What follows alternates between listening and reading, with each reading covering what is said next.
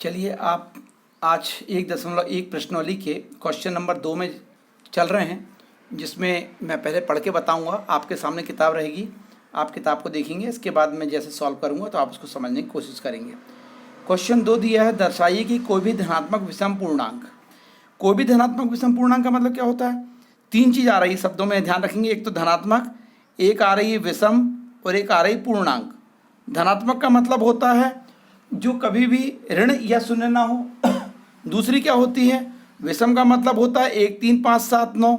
और पूर्णांक का मतलब क्या होता है? ऋण भी हो सकती है, शून्य भी हो सकती है और धन भी हो सकती है। ऋणात्मक भी होती है, 0 भी होती है और 1 भी होती है। तो ये 3 चीज़ों को ध्यान रखना है। इसके बारे में बोला धनात्मक विषम पूर्णांक संख्या कैसी हो सकती है। बोला उन्होंने कैसी हो सकती है, इनको कैसी होना चाहिए। बोलता है 6³ + 1 के रूप की होगी, या 6³ + 3 के रूप की होगी, या 6³ + 5 के रूप की होगी। उसने ऐसा कहा है, के रूप का होता है। ये हमको क्या करना है, उन्होंने वर्ड यूज़ किया दर्शाइए। क्या यूज़ किया है? दर्शाइए। तो दर्शाइए में जब यूज़ करता है, अगर मान लिया है दर्शाइए में क्या यूज़ करता है कि कोई भी धनात्मक विषम पूर्णांक संख्याएं होती हैं, या विषम पूर्णांक होती संख्या ना बोल के बोले, कोई भी धनात्मक विषम पूर्णांक होती हैं, वो 6q⁻1, 6q⁻3 और 6q⁻5 के रूप की होती है। जहाँ पर q जो होता है वो हमेशा q क्या होता है? पूर्णांक होता है। कोई पूर्णांक होता है, कोई एनी पूर्णांक, एनी इंटीजर होता है, ये होता है। ये आपको सबसे पहले क्वेश्चन समझ में आ गया। अब देखिए, जैसे अपन सॉल्व करते हैं सवाल को, तो सॉल्व करने में आपको ये ध्यान रखना है कि जैसे उसने हमको जो दिया है कि 6q⁻1 के रूप की होती है, 6q⁻3 के रूप की होती है, 6q⁻5 के रूप की होती है। इसका मतलब होता है, सबसे पहले तो हम ये बोलेंगे कि यूक्लिड विभाजन एल्गोरिदम के प्रयोग से हम लोग क्या जानते हैं? प्रयोग से एक सूत्र होता है A = BQ + R। A = BQ + R, जहाँ पर R का मान कभी भी क्या होता है? बड़ा होता है या बराबर होता है 0 से, और ये छोटा होता है हमेशा, ऑलवेज किससे छोटा होता है? हमेशा B से छोटा होता है। इस बात को आप लोग हमेशा ध्यान रखेंगे। अब आपको मैंने पहले जो बेस वीडियो बताया था 1 से लेकर 7 तक के, अगर आपने देखा हो तो देखिए, नहीं देखे हैं तो देख लीजिएगा, और देखें तो अच्छी बात है। तो मैं ये कह रहा था कि जो B है उसको हमने B को क्या माना था? माने थे हमने वहाँ पर उसको भाजक। A को क्या मानते थे हम वहाँ पर? भाज्य। और जो नीचे आता था उसको क्या मानते थे? R को शेषफल। और यहाँ क्या आता था? कोसेंट। हिंदी में बोलना चाहते हैं, जो कोसेंट होता है वो क्या होता था? आपका भागफल होता था। आपको बहुत अच्छे से याद है। And here you can say B क्या था? यहाँ जो B था ये था भाजक, आपको बहुत अच्छे से याद है। A क्या था? आपका भाज्य था, ये भी आपको याद है। पुरानी चीज़ को मैं दोहरा रहा हूँ, रिपीट करवा रहा हूँ, ताकि आपका रिवीजन हो जाए। जिनको याद है बहुत अच्छी बात है, जिनको याद नहीं है वो भी इसको बहुत अच्छे तरीके से देखने की कोशिश करेंगे। चलिए अब मिलाते हैं। A = BQ + R है। अब जो हमको उसने कहा था कि कोई भी धन विषम पूर्णांक होती है 6q⁻1 या 6q⁻3 और 6q⁻5 के रूप का होना चाहिए। यहाँ पर q का गुणांक 6 है, तो यहाँ q का गुणांक होना B है। इसका मतलब ये हो गया कि यहाँ पर अगर आप देखेंगे तो B का जो मान है वो 6 हो रहा है। B का मान कितना हो रहा है? 6 हो रहा है। आप देखिएगा BQ है तो यहाँ 6q है, धन 1 है तो यहाँ पर धन क्या लिखा हुआ है? 1 लिखा, 3 लिखा, 5। तो 1, 3, 5 क्या बन रहा है यहाँ पर? 1, 3, 5 किसके स्थान पे आए हैं? ये आए हैं आपके शेषफल के स्थान पे आए हैं। और जो 6 आया है वो किसके स्थान पे आया है? 6 जो आया है, ये 6 जो आया है ये किसके स्थान पे आया है? आपको बताना चाहूँगा। तो 6 आया है B के स्थान पे। और B को हम काय के रूप में यूज़ करते थे? बार बार रिपीट कर रहा हूँ मैं, इसको हम यूज़ करते थे भाजक के रूप में यूज़ करते थे। अगर आप इससे तुलना करो किसकी? इसकी। ये जो सवाल दिया है इसमें हम A = BQ⁻R की तुलना अगर मान लिया है 6q⁻1 से करें, तो यहाँ पर 6 है, यहाँ पर अगर आप बारीकी से देखेंगे तो यहाँ कौन है? B है। इसका मतलब B बराबर कौन हो गया? 6 हो गया। और अगर B बराबर 6 हो गया तो हम यूँ बोलेंगे कि समीकरण 1 नाम इसका दे दीजिए, इक्वेशन नाम 1 दे दीजिएगा किसका? A = BQ + R का। इसमें लिखिएगा समीकरण 1 में B = 6 रखने पर कॉमा का यूज़ जरूर करा करिएगा। यहाँ पर छोटी छोटी चीज़ें से मास्टर जो रहते हैं, टीचर जो रहते हैं, काफ़ी जांचने में उनको बहुत अच्छा लगता है। अब देखिए बात ये आती है कि यदि B का मान 6 है तो यहाँ पर ये कंडीशन जो दी हुई है, शर्त दिया है, इसको प्रतिबंध कहते हैं। अगर हम यहाँ 6 रख देते हैं तो 6 का मान क्या है? R से बड़ा है। इसका मतलब ये हुआ कि B का मान R से बड़ा है, इसका मतलब R का मान B से क्या है? छोटा है। और B कौन है? खुद 6 है। B कौन है? 6 है। फिर से रिपीट करना चाहता हूँ, बी का मान क्या है, आर से बड़ा है, इसका मतलब आर का मान बी से क्या छोटा है, और आर का मान अगर बी से छोटा तो बी कौन था, 6 था, इसका मतलब आर क्या हो जाएगा, 0 1 2 3 4 5 हो जाएंगे। अब आप बोलेंगे 1 से लेके 5 तक तो समझ में आता है सर कि 6 से लेके छोटे होंगे, आर तो क्या होना चाहिए कि 5 4 3 2 1, 1 क्यों आया है वो मैं बताना चाहता हूँ, इसलिए आया है क्योंकि आर जो है उसका मान बड़ा है या बराबर किसके, 0 के, इसीलिए यहाँ पर इसका मान क्या हो जाएगा, 0 को भी साथ में लेते हुए यूज़ करना पड़ेगा। तो क्या हो जाएगा, 0 1 2 3 4 5, ये हो गया। अब देखिएगा आप यहाँ पर जो आया है इस मानों को लेकर अगर हम, ये किसके मान हो गए, आर के मान हो गए। अब इन आर के मानों को लेके यदि मान लिया है हम रखते हैं सपोज करके if R is equal to, आप सबसे पहले क्या लेते हो, 0 लेते हो, देन क्या हो जाएगा, देन या तब क्या हो जाएगा, तब ये हो सकता है, या इंग्लिश में भी यूज़ कर सकते हो, देन आप इंग्लिश मीडियम वाले हैं तो हमारे पास क्या था, यूक्लिड विभाजन प्रमेय का हम प्रयोग कर रहे थे, वो क्या था, a is equal to B Q, और बी का मान क्या ले लिया आपने, 6 ले लिया, बी क्यू का मान क्या ले लिया, यहाँ का बी का मान क्या आ गया, 6 आ गया है, इसका मतलब 6 क्यू धन क्या हो जाएगा यहाँ पर, जब आर का मान 0 है तो 0, और अपन ने पहले भी देखा था कि जब आर का मान 0 होता है उस समय 6 ही वहाँ पर बी जो होता है वो कौन होता है, भाजक जो होता है, कौन होता है, भाजक होता है, ये ही उस समय उसका वो क्या निकल जाया करता था, महत्तम समापवर्तक निकल जाया करता था, ठीक, अर्थात उस 6 से पूर्णतः भाग जाएगा। इसका मतलब ये हो गया कि 6 क्यू आ गया यहाँ पर जवाब देने पे, और 6 क्यू आ गया, इसका मतलब हो जाता है कि 6 क्यू जो है वो 6 से क्या हो जाएगा, हमारा विभाज्य हो जाएगा, 6 से क्या हो जाएगा, विभाज्य हो जाएगा, मतलब पूरा पूरा भाग चला जाएगा, विभाज्य। और अगर विभाज्य है इसका मतलब ये है कि 6 क्यू संख्या क्या बनी, 6 क्यू जो संख्या बनी वो एक इवन नंबर बनी, एक सम संख्या बन गई। ये आपको समझ में आ गया होगा, सम है, ये हो गया। कब r बराबर 0 है, इसका मतलब यहाँ पर ये 6 से भाग चल जाएगा, और 6 ही क्या बनेगा, उसका महत्तम समापवर्तक बनेगा उस कंडीशन में यदि r बराबर 0 था। लेकिन अब हम ये 0 वाली शर्त के आगे बढ़ते हैं, यदि r का मान अगर हम 1 ले लेते हैं, r का मान क्या ले लेते हैं, सपोज करिए 1 ले लेते हैं, तो r का मान 1 लेंगे तो क्या हो जाएगा, r बराबर 1 लेते हैं, तो हमको लिखना पड़ेगा इफ़ r बराबर 1, देन यूक्लिड विभाजन प्रमेय से फिर से हम क्या बोलना चाहेंगे, a is equal to 6 Q, क्योंकि b का मान तो 6 लेके चलेंगे बार बार हम, जहाँ पर q का गुणांक है, कॉफिशिएंट है 6 है, प्लस 1 ले लिया अपन ने, और जब 1 ले लिए तो ये विषम संख्या आ गई, और विषम संख्या में मेरे ख्याल से सम संख्या से भाग नहीं जाता, और सम संख्या सबसे छोटी कौन सी मानी जाती है, 2 मानी जाती है। आप बोलोगे यहाँ 6 लिख रहे थे, क्यों, क्योंकि 6 रखने पे ही शेषफल 0 आ गया था, इसलिए हम 6 से विभाजित दे रहे थे, लेकिन यहाँ पर विषम संख्या आए तो सबसे छोटा सम संख्या लेंगे, सबसे छोटी संख्या सम संख्या कौन सी हो जाएगी, 2 हो जाएगी। इसका मतलब हम लिखेंगे कि यहाँ पर लिख देंगे कि 2 से विभाज्य, 2 से विभाज्य नहीं है, कौन नहीं है, कौन नहीं है, तो ये नहीं है, a is equal to 6 Q plus 1 विभाज्य नहीं है। इस तरीके से आपको ये बात समझ में आ गई। अब हम ये भी हो गया, 1 भी हो गया। अब इसके बाद r का मान हम 2 लेके चलते हैं, r का मान क्या लेके चलेंगे, 2। अब बताते हैं if r is equal to 2, then what will be the next condition, a is equal to 6 Q plus 2, लेकिन यहाँ 2 आ रहा है जो कि इवन नंबर है, इसका मतलब ये हो जाता है कि 6 क्यू धन 2 जो है वो 2 से विभाज्य हो जाएगा, 2 से क्या हो जाएगा, 2 से विभाज्य हो जाएगा, मतलब 2 का पूरा भाग इसमें चला जाएगा, विभाज्य है। और अगर ये विभाज्य है इसका मतलब ये हो जाएगा कि 6 क्यू धन 2 जो संख्या थी, 6 क्यू धन संख्या थी, ये क्या हो जाएगी, सम संख्या हो जाएगी, क्या हो जाएगी, सम संख्या हो जाएगी, सम संख्या है। चलिए इस तरीके से अपन बढ़ाते जाएंगे, 0 ले चुके, 1 ले चुके, 2 ले लिए, अब आप समझ चुके हैं 3 4 5 और लेंगे।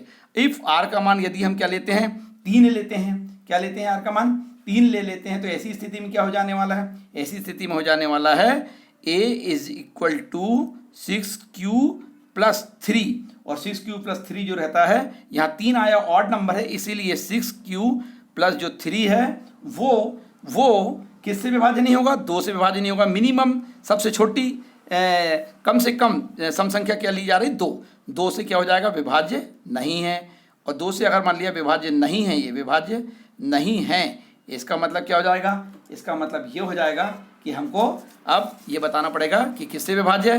तो अपन फिर लिखेंगे if r is equal to, हम ले लेते हैं, यदि सपोज करो 4 लिख देते हैं, क्या लिख देते हैं, 4, तो यहाँ क्या हो जाएगा, a is equal to 6 Q plus 4। अब यहाँ क्या नंबर आ रहा है, 4 आ रहा है, 4 क्या होता है, 4 क्या होता है, सम संख्या होता है, इसका मतलब हो जाएगा कि 6 क्यू धन 4 जो था वो 2 से क्या था, 2 से विभाज्य था और 2 से अगर वह विभाज्य होगा, विभाज्य अगर है, इसका मतलब ये है कि 6q धन जो 4 संख्या है, अर्थात हम लिख सकते हैं यहाँ पर क्या, 6q धन 4 जो है ये क्या हो जाएगी, ये एक सम हो जाएगी, सम है 6q धन 4। इस तरीके से अंतिम संख्या क्या बच रही है हमारे पास, हम यहीं पर हल कर सकते हैं चाहें तो इस तरीके से।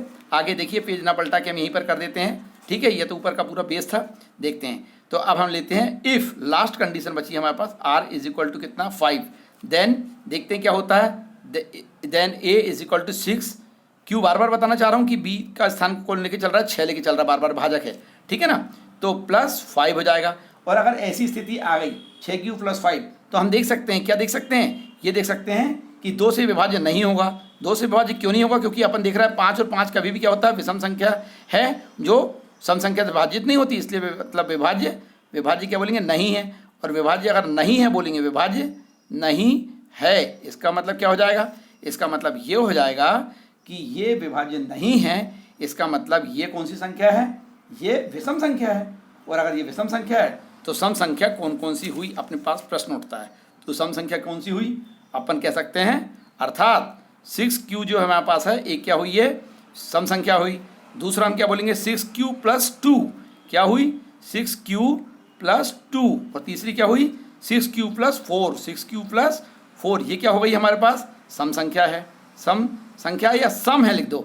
इसका मतलब इसके बाद वाली कौन कौन सी बची, 6q धन 1, 6q धन 3 और आपके पास 6q धन 5, ये क्या हो जाने वाली है, ये विभाज्य संख्या हो जाएगी। विभाज्य संख्या हो जाएगी कि विषम हो जाएगी, तो विषम संख्या हो जाएगी। विषम संख्या मतलब विषम है लिख दो, अकॉर्डिंग टू दैट क्वेश्चन, है ना, ये विषम हो गई। ये कंप्लीट हो गया। तो यहाँ पर प्रश्न उठ गया।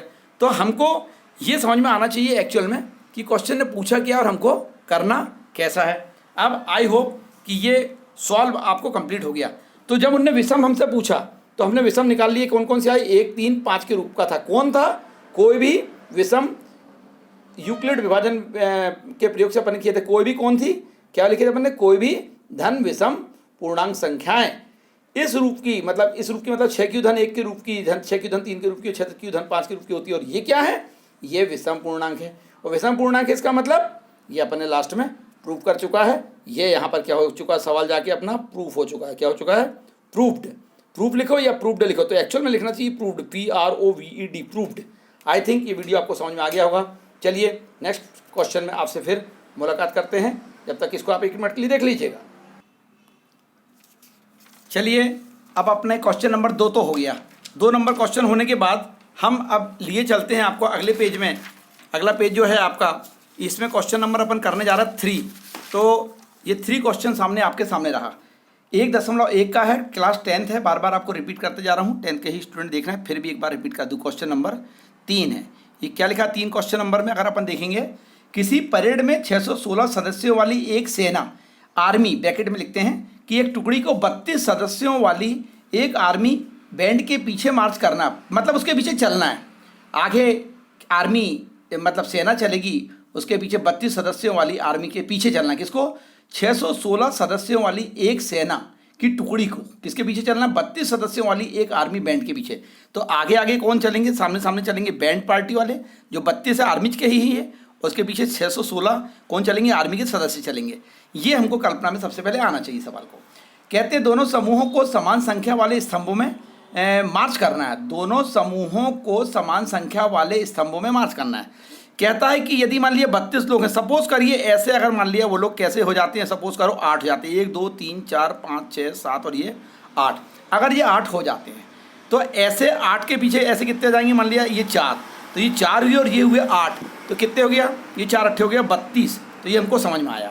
लेकिन हमको ये बताना है, क्वेश्चन में ये बताना है, थोड़ा सा मैं डिटेल्स बोलता हूँ ज़्यादा, ताकि आपके इमेजिनेशन में आ जाए और आप सवाल को रटने की कोशिश कभी भी ना करो, इसलिए मैं इसका चित्र बना के बता रहा था। तो इसमें आप बोरिंग महसूस नहीं करेंगे। चलिए 32 सदस्यों वाले आर्मी के बैंड के पीछे मार्च करना है। किनको, अब ये इनको जो 616 हैं, तो सवाल उठता है कि अगर इनके स्तंभ कितने आए, ये अगर मान लिया 8 आए, 1 2 3 4 5 6 7 8 आए, तो सवाल उठता है कि ये जो हैं 616 इनके भी कितने आएंगे, ऐसे आएंगे 8 आएंगे, ये भी कितने आएंगे 8, 1 2 3 4 5 6 7 8, ये बोलना चाह रहा है वो। और ऐसे कितने आएंगे अगर हम बोलें अलग से, तो हम आपको पहले ही बता देते हैं, अगर हम 8 का इसमें भाग दे दें तो 8 एकम तो 8 ही 7 ही 56 बच गया, 5 उतार लाए 6 हो गया, ये तो 8 ही 7 ही 56 77। तो ऐसे जो एक के पीछे एक जो आर्मी के लोग जो रहेंगे, सदस्य रहेंगे 77 रहेंगे ऐसे, और ऐसे रहेंगे 8, क्योंकि 77 में 8 का गुणा करें तो ये हो जाता है कितना, ये कंप्लीट हो जाता है। बट हमारा सवाल ये इमेजिनेशन के ऊपर से था, जो मैंने आपको पहले ही बताया कि आप भी बोलेंगे कि क्या बताना है। लेकिन अब देखिएगा हमारा जो सॉल्व करने का तरीका है जो क्वेश्चन पेपर में, अब आपको इमेजिनेशन समझ में आ गई तो ये सवाल बिल्कुल समझ में जाएगा। सवाल ऐसा है एक्चुअल में कि हम स्तंभों की अधिकतम संख्या ज्ञात करने के लिए हमें 616 और 32 का महत्तम समापवर्तक ज्ञात करना पड़ेगा। 616 और 32 का महत्तम समापवर्तक हमको क्या करना पड़ेगा, ज्ञात करना पड़ेगा। महत्तम समापवर्तक क्यों ज्ञात करना पड़ेगा, इसीलिए क्योंकि हमको स्तंभों की अधिकतम संख्या ज्ञात करना है। हम चाहें तो यहाँ लिख भी सकते हैं, क्या लिख सकते हैं, स्तंभों की अधिकतम संख्या क्या करना है, हमको ज्ञात करना है। तो जब स्तंभों की हम अधिकतम संख्या ज्ञात करेंगे तो ऐसी स्थिति में क्या हो जाएगा, ऐसी स्थिति में हमको 616 और 32 का क्या निकालना पड़ेगा, महत्तम समापवर्तक निकालना पड़ेगा। Very good. और उसके लिए हमको क्या करना पड़ता है, जैसे हम पहले करते हैं यूक्लिड विभाजन एल्गोरिदम से या एल्गोरिदम के प्रयोग से हम जानते हैं इस बात को कि वो क्या था, प्रयोग क्या था, हम बार बार बताना चाह रहे हैं आपको क्या था। उसके मुताबिक क्या था, वो था भाज्य बराबर भाजक गुणित भागफल भाजक गुणित भागफल धन शेषफल, ये था। अब इसके रूप में यदि मान लिया हम बात करें तो यहाँ पर भाजक कितना काम करेगा, जो बड़ा होता है, क्योंकि अपन ने भाजक कौन काम करेगा, तो भाजक काम करेगा 32, जो छोटा होता है हमेशा हम इसको क्या लिया करते हैं, बी 32। और भाज्य कौन काम करेगा हमेशा, जो मैंने पहले भी बताया आपको, भाज्य जो होता है अपन लेते हैं ए, तो ये हो जाता है 616। बड़े वाले को अपन कभी भी क्या लेते हैं, अपन ने कई बार बताया, पहले बेस की वीडियो देखे होंगे अगर आपने पहले की वीडियो, जिसमें बेस था कि ए जो कभी भी होता है बी से क्या होता है, हमेशा बड़ा होता है। तो ये कौन होता है और ये कौन होता है, ए जो होता है ये हमेशा होता है भाज्य, जो कि आप देख रहे हैं कई तरीके से इसलिए लिखता हूँ कि आपको दिमाग में बैठ जाए, एक बार नहीं तो दूसरी बार नहीं तो तीसरी बार, जितनी बार वीडियो देखेंगे उतने तरीके से ये बैठते जाएगा आपके दिमाग में। चलिए, और इस चित्र के द्वारा भी आपको मैं बता दूं कि ए में हम काय का भाग दिया करते थे, बी में तो ये बनता था भाजक, तो डेफिनेट भाजक छोटा होगा। किस में भाग देते थे, भाज्य में, तो भाज्य हमेशा बड़ा होता था ये। और यहाँ क्या आता था, यहाँ आता था कोसेंट जो कि भागफल था, और नीचे क्या आया करता था, शेषफल। ये बात मैं बार बार बताता हूँ आपको, ताकि वीडियो एक या 2 मिनट लंबा हो सकता है, लेकिन बेस एक बार दिमाग में बैठ गया तो आप कभी भूला है भी नहीं भूल सकते। चलिए, अब इस तरह से आपके पास ये आ गई 2 चीज़। अब इन दोनों का प्रयोग करते हुए आपको यूक्लिड विभाजन प्रमेयिका का प्रयोग करते हुए आपको क्या ज्ञात कर लेना है, महत्तम समापवर्तक ज्ञात कर लेना। चलिए शुरू करते हैं। कैसे शुरू करेंगे, आपने बोला कि ये 616 है, तो हमने भाज्य के स्थान पे क्या रख दी, 616। अब 616 है तो भाजक क्या है, भाजक हमारे पास स्टार्टिंग में क्या है, सबसे पहले 32। अब सवाल ये उठता है कि हमने 616 में यदि मान लिया 32 का हमने क्या कर दिया, डिवाइड कर दिए, 32 का डिवाइड कर दिए तो क्या होगा, 32 एकम 32, 32 दूनी 64 ज़्यादा हो रहा है, इसलिए हम बोलेंगे एक बार। कितने बार गया ये, एक बार गया, 32 एकम 32। तो जब यहाँ 32 गया तो यहाँ कितना बच जाएगा, यहाँ उधार ले लेंगे 11 हो जाएगा, 11 में से 2 गया तो 9 बच जाएगा, और यहाँ बचा 5, 5 में से 3 गया तो 2 आया, और यहाँ उधार लाए 6। इस तरीके से हम 32 का पहाड़ा अगर 10 बार पढ़ें तो 10 बार तो होगा नहीं, 10 बार में तो 320 हो जाएगा, लेकिन एक बार कम कर लो तो ये हो जाता है 9 बार। तो 9 का पहाड़ा पढ़ेंगे, 9 दूनी 18 और बच गया 1, और 9 तिया 27, और 1 ये हो गया 28। इस तरह से यहाँ 296 में से 288 जाएगा, तो यहाँ उधार ले लेंगे तो ये हो जाएगा 16, 16 में से 8 गया 8 बच जाएगा, और ये 8 में से 8 गया कुछ नहीं बचेगा, मतलब हम लिख देते कटपिट हो गया, ठीक है, मतलब 0 वहाँ कुछ नहीं बचा, ये आ गया 8 हमारे पास शेषफल आ गया। इस तरीके से हमारे पास भाजक 32 था, तो भागफल कितना आया अपने पास, 19 आया, और फिर हमारे पास शेषफल कितना आ गया, शेषफल आ गया हमारे पास 8। ये हो गया, यहाँ तक आपको समझ में आ गया होगा आई थिंक। अभी क्या हो गया, ये 616 जो है ये राशि अपने भाजक भागफल और शेषफल में डिवाइड हो गई, बढ़ चुकी है, इसका मतलब 616 को अब आप भूल जाइए। अब आप 32 याद रखिए जो कि बी था, और 8 को याद रखिए जो कि शेषफल था। इसका मतलब ये हो जाएगा, अगेन हम ये कहना चाहते हैं आपसे कि 32 मतलब क्या हुआ, भाजक। कौन हुआ, 32 मतलब भाजक, और भाजक, और शेषफल कौन हो गया, शेषफल कौन हो गया आपका, शेषफल कौन हो गया 8। पर क्या यूज करेंगे फिर से एक बार, हम फिर से यूज करेंगे, यस, यूक्लिड विभाजन एल्गोरिदम का प्रयोग करेंगे। क्या करेंगे, प्रयोग करेंगे। बस यही प्रोसीजर चलते जाएगी, कहाँ तक के, प्रयोग से या प्रयोग करने पर कहाँ तक के, जब तक कि हमारा रिमाइंडर 0 नहीं हो जाता है। चलिए, जहाँ 616 था वहाँ कौन काम करेगा, 32, और हम बात करना चाहेंगे 8 का काम कर जाएगा आपके पास, 8 का काम कर जाएगा आपके पास, भाजक का काम कर जाएगा। यहाँ पर क्या था, वो शेषफल था। और जब हम आपको फिर याद दिलाना चाहेंगे कि यदि मान लिया आपने 32 में 8 का भाग दिया तो कितना हो जाएगा, 8 चौके 32, यहाँ पर कुछ नहीं बचेगा। ये 4 के आ गया आपका, यहाँ पर 4 के आ गया, भागफल आ गया, तो ये भाजक गुणित भागफल धन शेषफल, यहाँ कुछ नहीं बचा, मतलब क्या बचा यहाँ पर 0, तो ये आ गया शेषफल 0। अब शेषफल 0 कब आया है, जब आपका भाजक इट मीन्स बी 8 था जब ये आया। तो इनका नाता होता है कि ये 0 हमको कब मिलता है, जब भाजक क्या बन गया, 8 बन गया। तो कभी भी याद रखना, एक पॉइंट हमेशा याद रखना कि जब शेषफल यहाँ 0 आया तो किस नंबर पे, मतलब भाजक क्या काम कर रहा था उस समय, कि जब ये शेषफल 0 आया तो भाजक यहाँ क्या काम कर रहा है, 8 काम कर रहा है। इसका मतलब ये हो गया कि अतः हम ये कह सकते हैं कि अधिकतम स्तंभों की संख्या, क्या चीज़, अधिकतम स्तंभों की